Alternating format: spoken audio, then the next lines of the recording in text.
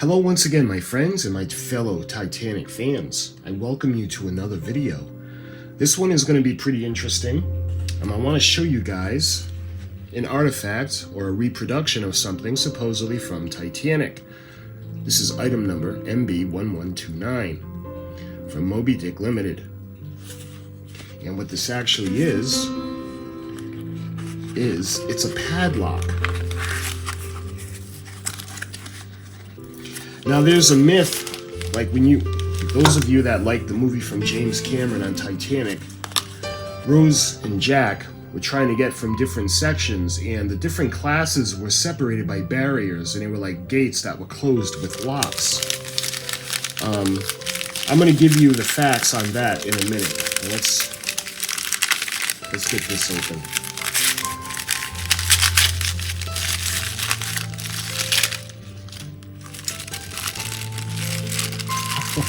This is so cool.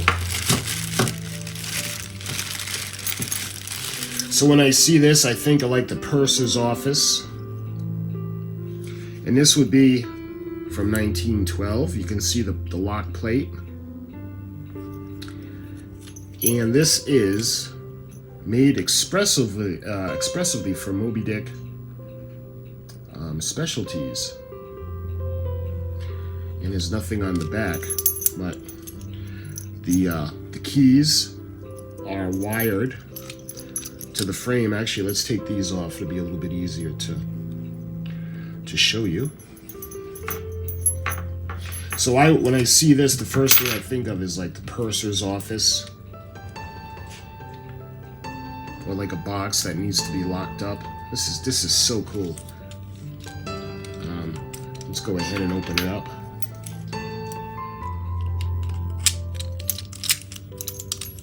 And just like that, we can take off the, we'll take this off just so we can not have it in the way.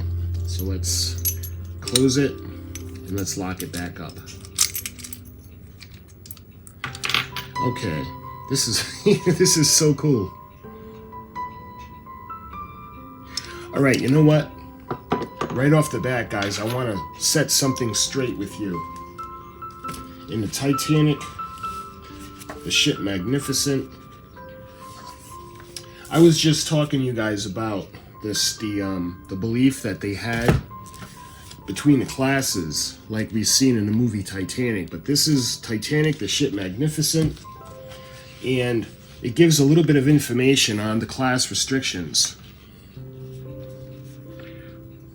One myth that persists to this day is that the locked gates extended from floor to ceiling between the third-class areas and the rest of the ship.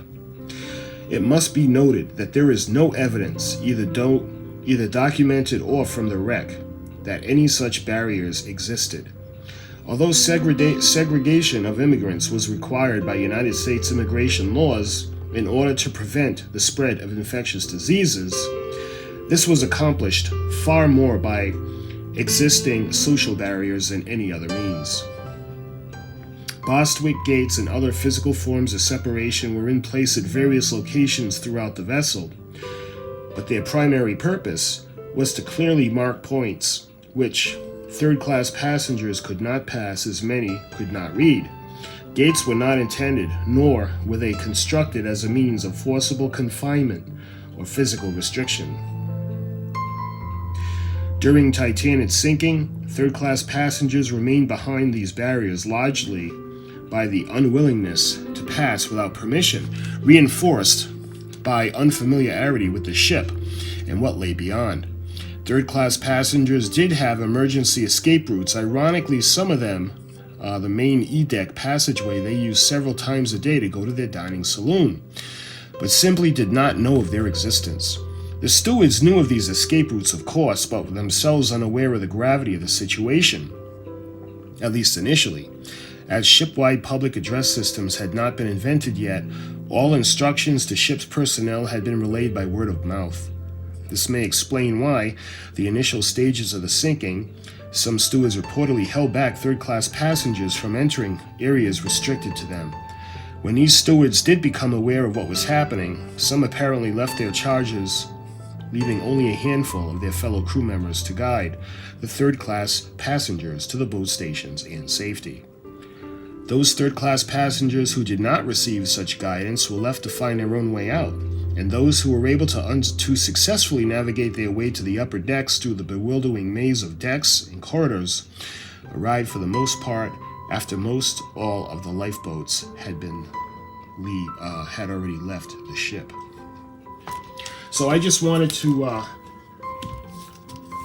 put a little bit of information on that, because how horrible is that? The thought of being behind a locked door or a locked gate, and the ship is sinking and you're in third class and you're just locked behind that as the water is coming in. That's going to be a nightmare. So I hope that shed a little bit of light on it. Now back to the lock. Isn't this is so cool. I love the little lock plate from 1912. R.M.S. Titanic, Southampton. And this is an 8-lever lock. I love it. And we get 2 sets of keys. So in order to unlock it, you move the switch plate and you turn it. Let's see, I think you turn it clockwise. Okay, maybe.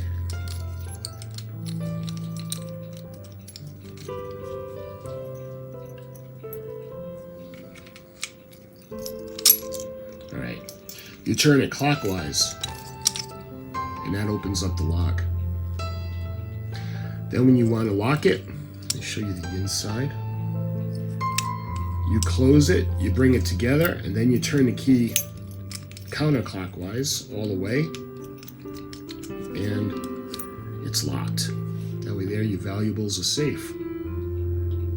Or whatever personals you have, papers, cash, different things the passengers would have had in the purser's office.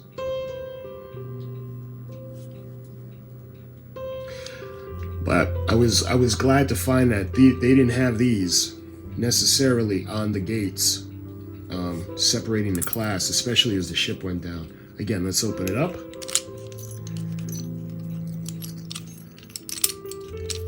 Clockwise. Lock it up. Counterclockwise.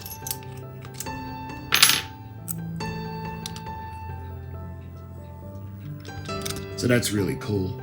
Another little goodie that I wanted to show you guys, of course it's not original.